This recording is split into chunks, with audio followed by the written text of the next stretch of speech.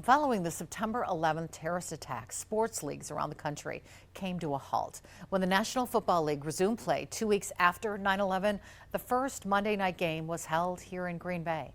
Tonight, Jeff Alexander looks back on perhaps the most emotional night in the history of Lambeau Field with the two people who took center stage. USA! USA!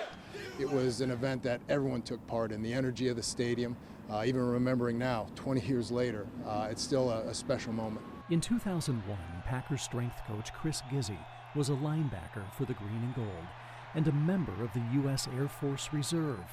On the morning of September 11th, he remembers feeling torn between team and country. One of the first people I was on the phone with was my reporting officer back in Colorado Springs, and he was very clear: continue the mission, continue what you've been assigned to do your job. And I think that gave me a lot of resolve to keep going forth as my role with the Packers, but also as a public relations officer. So making sure we tell the story and make sure that people believe in what we do, defending the country. A few days before the Packers retook the field in front of the nation on a Monday night against Washington. And welcome to Lambeau Field in Green Bay, Wisconsin. Gizzi was notified of an unexpected honor. Well, it's Coach Sherman's idea. He presented it to me at the end of the week. I didn't know exactly what he wanted, but the way it worked out, I think the fans are as responsible for that as anything too. Signs of patriotism are overt and in abundance. Gizzi led his teammates onto the field, carrying an American flag. It was about as electric as I've ever seen the stadium. I got carried across that field. It was a group effort. It was awesome to be part of something bigger than yourself. Just moments after the Packers' dramatic entrance, we talked with country music star Martina McBride, invited to Green Bay by the NFL. It's such an honor to be able to be asked to sing the anthem anytime, but especially since the events of a couple of weeks ago. McBride says she still remembers that night vividly, one of the most powerful moments of her life. We were all still so raw and so in shock as a nation, and to be asked to be there was such an honor for me. And as I started singing, the whole crowd was chanting USA, USA, and then they all started singing along. Oh, say, can you see by the dawn's early light? Honestly, after 9/11, I've sang the national anthem all my life. We all have, right? From kindergarten on.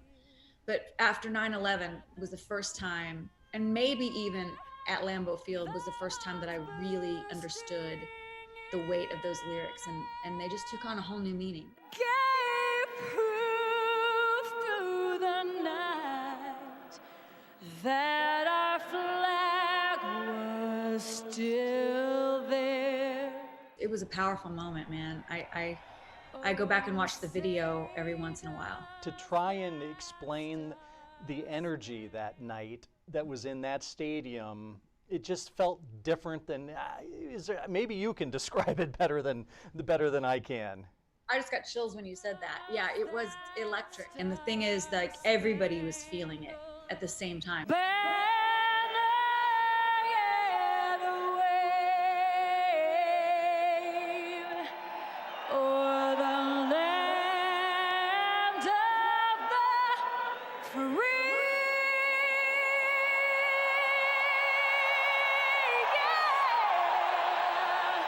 Those at Lambeau Field that night will tell you the patriotic pregame ceremony even trumped the Packers' victory, a night McBride calls the highlight of her career.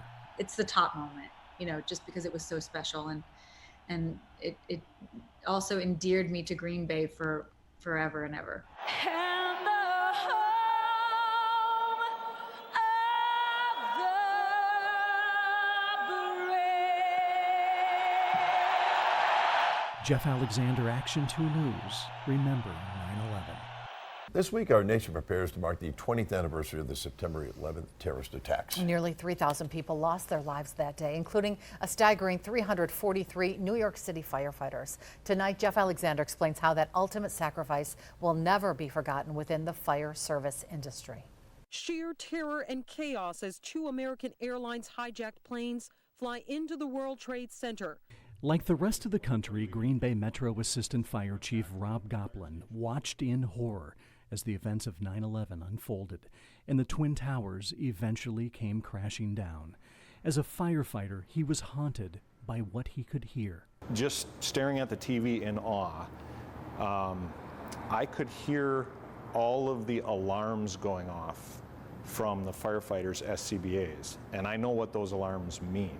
That means that somebody's down and they're not moving, and you recognize that sound instantly, and I just knew at that point that there was a huge number of people that were not going home.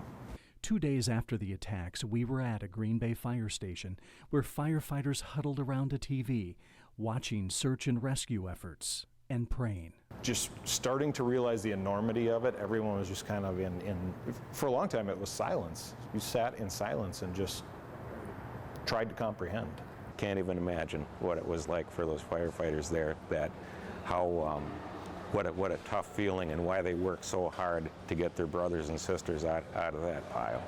Retired Oshkosh Fire Chief Tim Franz recalls weeks of grief at fire stations around the city.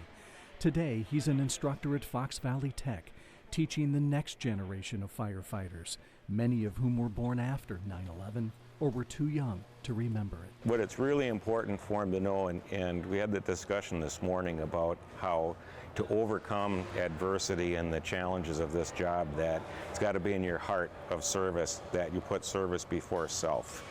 And we saw that it was the ultimate sacrifice that those New York City firefighters knew that day when they were heading in, that they weren't sure that they were going to come back out again, but they put themselves in the harm's way to save other people's lives. In the weeks following 9/11, Northeast Wisconsin's proud fire truck manufacturing industry came to life. At Seagrave in Clintonville, our cameras were there as employees worked around the clock to build new fire trucks for New York City. Very often on customer units, you'll see key back 343 feet on the back of an apparatus. 2 decades later, a tribute to the fallen is found on most fire trucks made at Pierce Manufacturing in Appleton, which also hosts the annual 9/11 Memorial Stair Climb at Lambeau Field to benefit the National Fallen Firefighters Foundation. But what's kind of humbling through that process is you will be climbing next to people that are in full turnout gear, and that in our community would be the people, if something happened, would be coming into your homes and would be there protecting you and your family and your property. And to get to do that shoulder to shoulder with people that on a day that is just so relevant to them as people and so relevant to us as Americans, it's really a humbling experience. In public safety buildings across the area, memorials remember 9/11. In Greenville, steel beams from the Twin Towers serve as a constant reminder. It touches every part of you. Every time you walk here, you remember the things you were doing that day. You remember different things that happen, maybe on your own department, or things that you read in the paper day in and day out. And it sort of just, it brings you back to reality sometimes and just makes you think more about life. And the selfless sacrifice of so many firefighters. Here in Green Bay, we have roughly 200 firefighting personnel, and 343 were lost that day. So it would have truly been to the point of wiping out an entire county here from our perspective. And just, I mean, it's a stunning loss. How do you recover from that? And I don't know that you do. It's always there. Jeff Alexander, Action 2 News, remembering 9/11. This Saturday will mark the 20th anniversary of the September 11th terrorist attacks. Well, this week here on Action 2 News at 6, we're taking a look back at the impact 9/11 had on our country. Tonight, Jeff Alexander explains how that day changed the way we fly forever. Changed aviation, changed my job. On September 11th, 2001, pilot Quentin Levitt was in New York City and from his hotel room could see one of the Twin Towers on fire as he was about to leave to conduct simulator training with 2 new pilots. And that's when the second one hit. The second plane hit the second tower. And we saw it on TV in the lobby. We ran up to my room again, looked out the window. Both of them were on fire. I told the new hire guys we're not going to go to the sim today. That's when it kind of hit me that this is going to change forever. By that afternoon, skies over the country were empty. It would be 3 days before Levitt could fly back to Wisconsin, and he did with a big question on his mind, knowing the traveling public had certainly lost confidence in the airlines following the terrorist hijackings. I was wondering about my job and how long I was going to have a job. Luckily, I did keep my job. It was just changed. I went from an instructor pilot and captain to first officer, so I got knocked down, but a lot of fellow company employees lost their job too.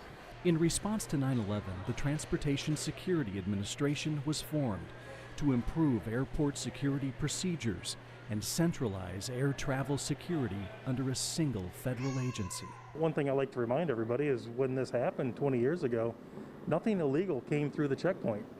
Box cutters were allowed, liquids were allowed, non-flying people were allowed through screening to go to the gates. So it was really a complete overhaul of the security system and the way TSA now approaches it.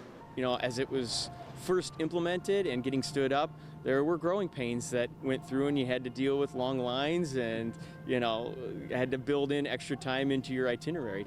Everything is screened, all carry-ons and also all checked baggage. I recall that being one of the bigger challenges after 9/11 was installing the equipment and the technology necessary to screen all checked baggage. That never used to get screened.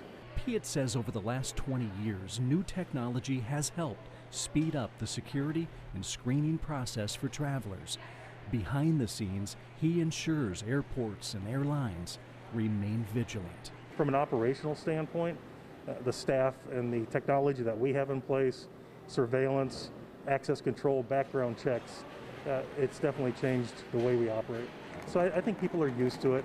And, honestly, there's an expectation to be as safe as possible. So why not embrace it? While most of us likely consider the way we now fly as the new norm, 9/11 remains on the minds of those we place our trust in to fly us from one destination to another. I don't know if people are always thinking about the hijackings anymore, but definitely I think about it, and a lot of the pilots do, and a lot of the flight crews and cabin crews, yeah. Who's on the plane, who's, I don't know how to say who they are, but you're always looking to see people that are nervous and why are they nervous. Jeff Alexander, Action 2 News, remembering 9/11.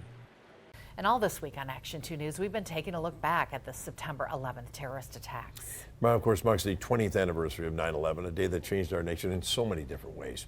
Tonight, Jeff Alexander explains how 9/11 impacted the local Islamic community and why 20 years later, Muslims feel welcome here in Northeast Wisconsin. Allahu Akbar, Allah. Every day at the Fox Valley Islamic Society in Neenah, there's time set aside for prayer.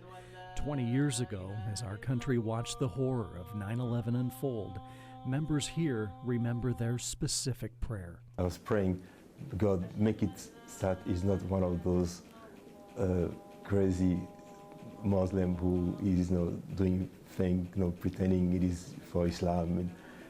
And terrorists ask, I was praying that is not such a thing, and it happened to be. It was very devastating, to see all of those happening, Twin Tower coming down. And it was, the Muslim communities were not prepared to absorb such a shock. As the terrorist hijackers' identities became known, along with their association with radical Islam, life for Muslims in this country changed instantly and drastically as widespread fear and anger spread across the nation.